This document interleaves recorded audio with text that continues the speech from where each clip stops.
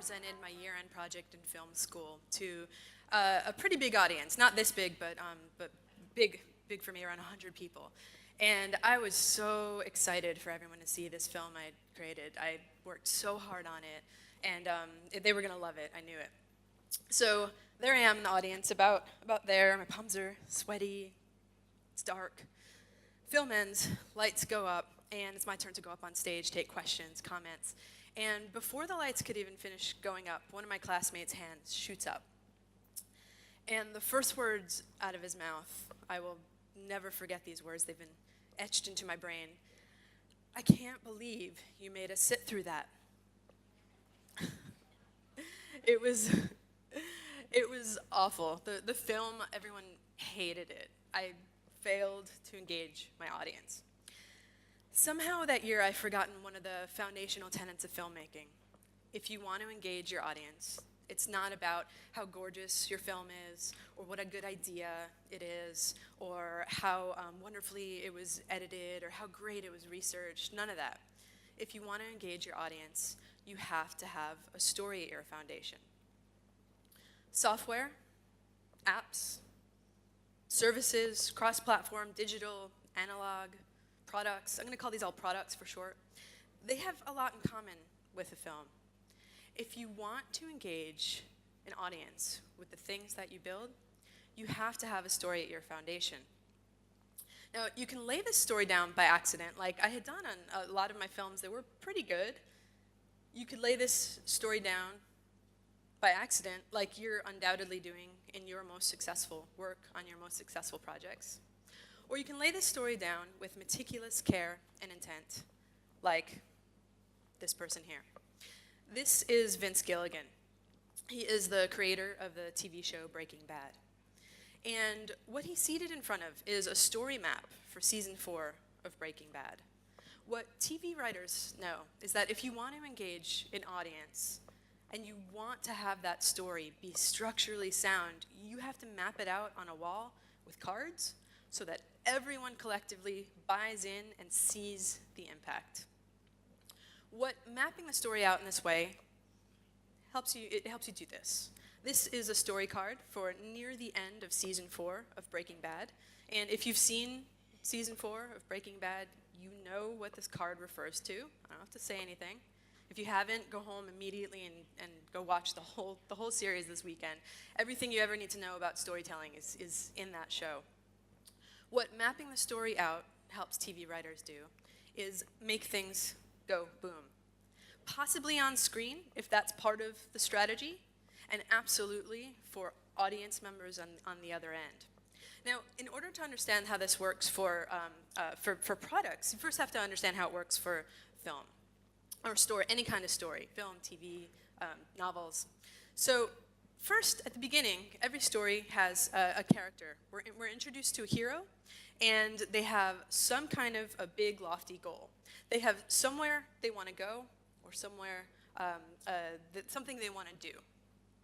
Now, then what? All is good, but a problem arises. Something changes in their world that kickstarts the story and calls this hero to action.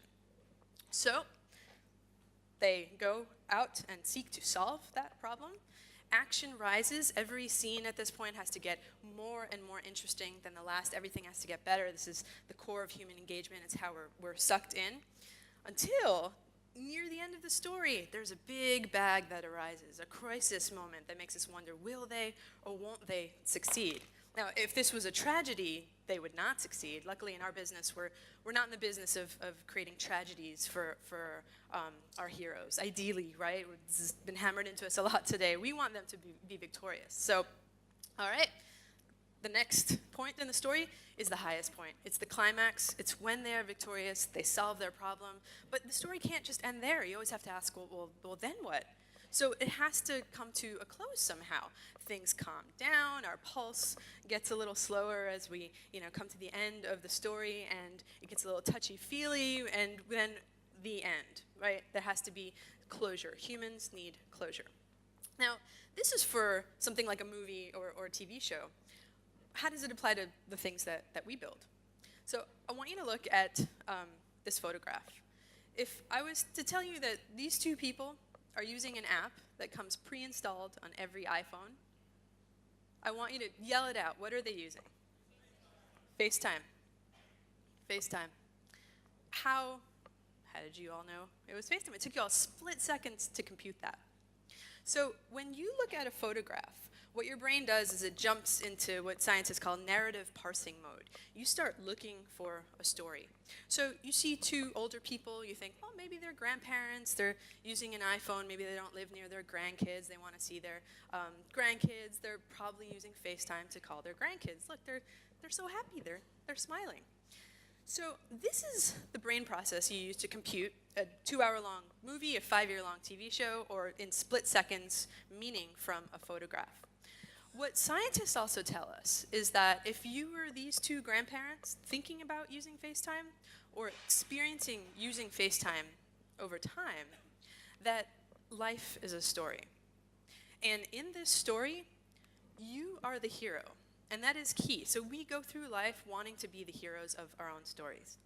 So today I want you to stop thinking of yourselves as, oh, I'm a designer, I'm a product manager, I'm an entrepreneur, I'm a this. No, that's all great, but none of it matters.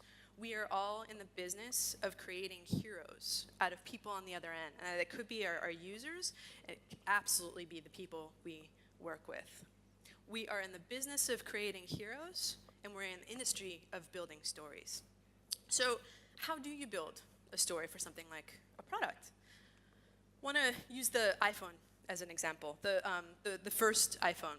Not because you know, we all want to aspire to Apple, and they're a wonderful company, have produced some amazing products, but it's also a product that you're all familiar with.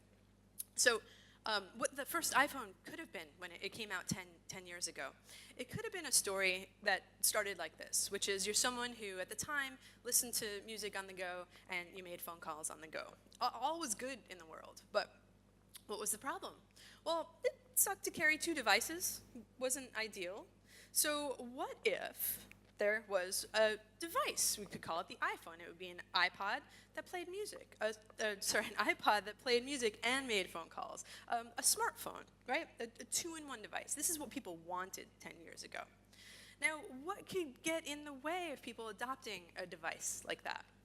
Well, if you think about potential moments of crises in a story like that, you might already own an iPod, you might own a mobile phone, it might be difficult to use. Smartphones at the time were terrible devices, it might be expensive. So there are a lot of reasons why you wouldn't want something like this, and you have to wonder where this story would take you. If you heard about the iPhone as an idea, the question is, how important is that prospect of listening to music and making phone calls from the same device? Now, if you look at this story from a structural standpoint, what you see is this is what we call anticlimactic. All right, so we talk a lot about design as problem solving. This is a linear way to solve a problem. I have a problem, want to have a two-in-one device, the solution is a two-in-one device. Notice there's no climax, there's no impact, there's no moment of aha.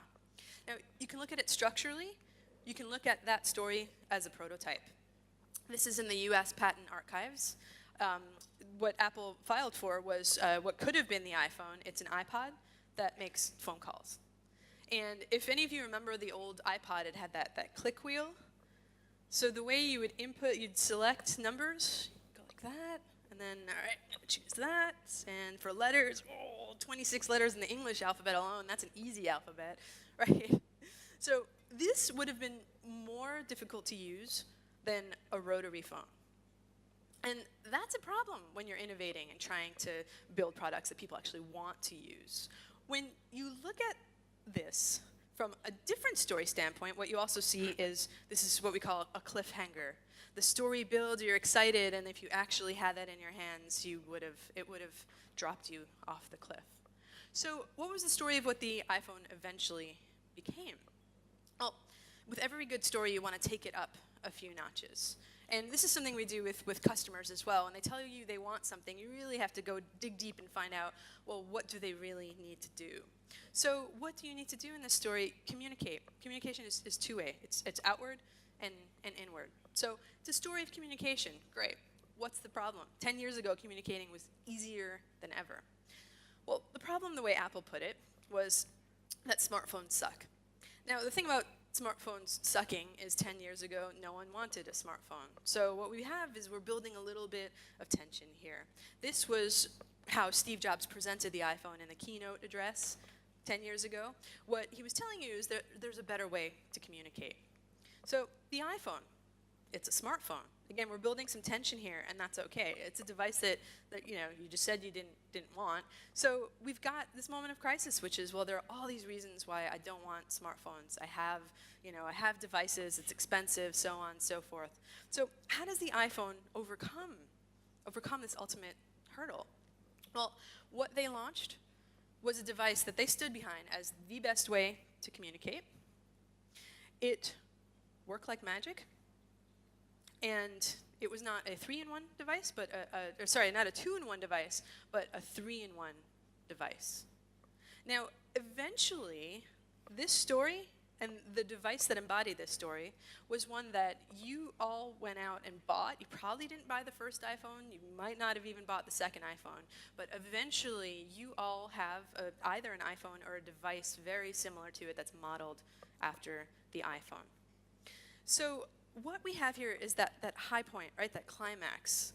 That climax. I know Alan talked about it in his talk before, this idea of magic. In this case, they were explicit about it. It's going to work like magic.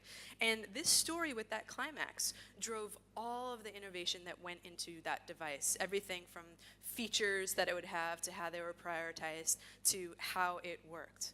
And these stories, that's when they're most effective. They're not just about stories that we tell, but they're stories that flow through everything, evenly, seemingly mundane, as package design, unboxing. That's a story. There's a genre on YouTube for it. Down to what seems mundane, but the UI design.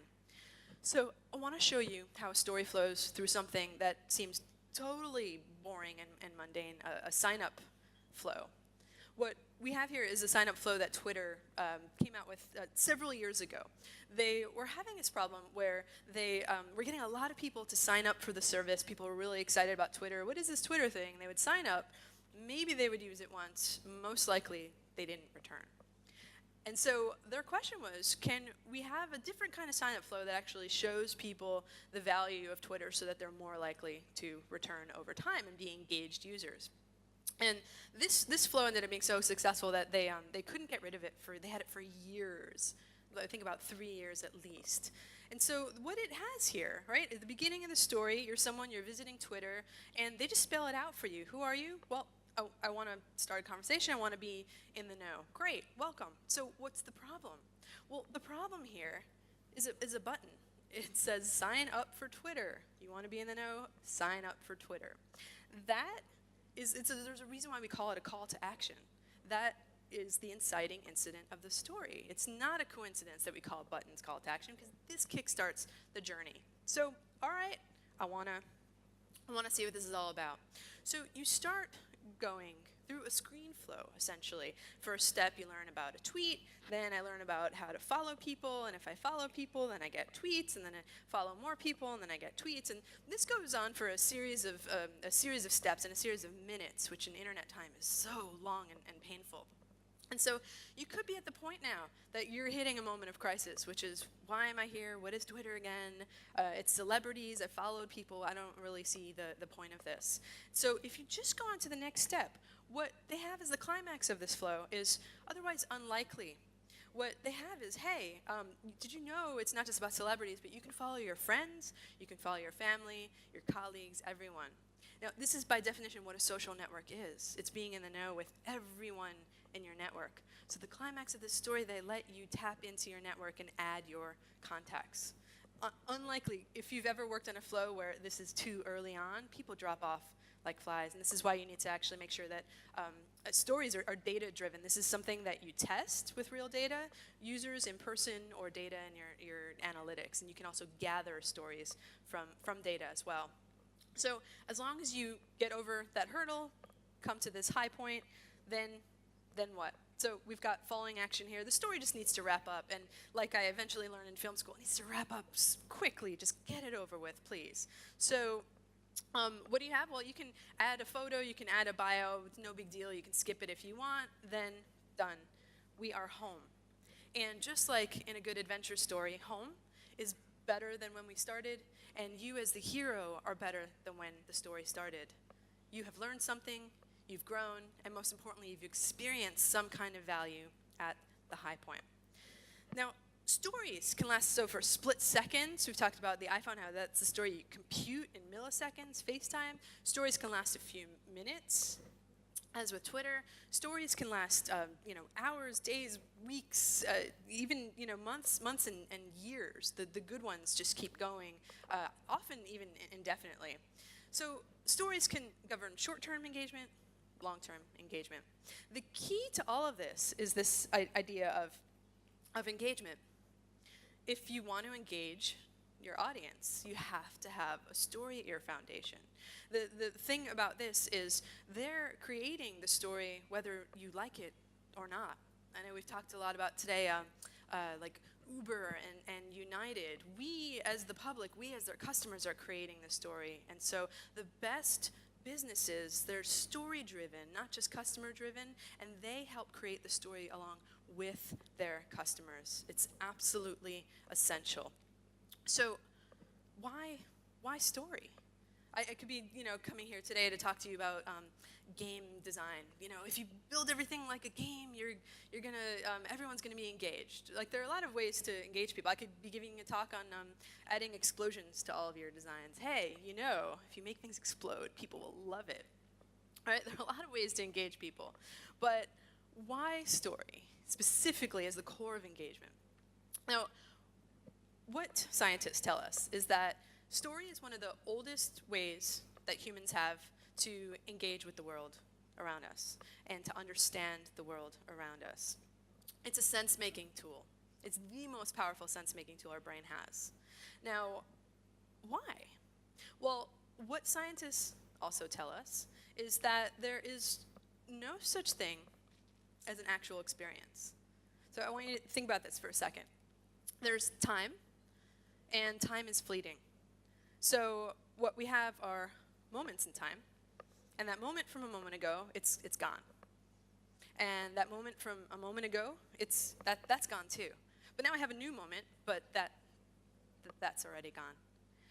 With time being fleeting, our brains need a way to make sense of all this. So what our brain uses story for is to give structure to fleeting time, which essentially doesn't exist. When we use story, what we have is structure that makes sense to what just happened and that projects onto the future of what will happen. When our brains consume any kind of experience that is story-like, that our brain's activated, we're more likely to see the utility in using something. It's going to seem useful because we can imagine what we can do with it. We're more likely to feel like an experience was usable as long as it has that high point near the end. Our brain remembers that. So a few bugs and quirks, I hate to say it, but as long as they're early on and they don't drop people off a cliff, you can overcome them, prioritize them for the next sprint. We're more likely to see an experience as being desirable because we can project onto what we're going to experience. We're more likely to experience and remember experiencing the value of using something. Again, that's that high point being near the end when you experience the value that you proposed at the beginning. There's an idea of a product. You're going to be able to do this. You have to actually experience that. Closest to the end, that is, the more likely you are to remember it.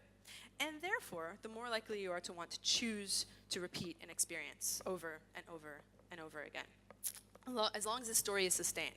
So the next time you work on anything, I don't want you to ask, what software do we need? What does our user need? What our business and this and that? Those are all really important questions to ask. But I want you to take a step back, think about this big picture again. Ask yourself, what's the story? And in order to figure that out, it's really, really, really simple. I wish it was more complicated, but it is this simple. Who is my hero? What is their big goal? And how is what I'm building going to help them meet their goals? You might also ask yourself, how am I going to make things go boom for my audience on the other end, whoever that is, again, your users, internal, and possibly how am I going to make this story last forever and ever and ever? So if you'd like to learn more, my new book, The User's Journey, it's out. I know there's a copy floating around here. I outline a lot of ways that you can apply this to your own work and have a ton of case studies. And otherwise, thank you so much for having me. This was a pleasure.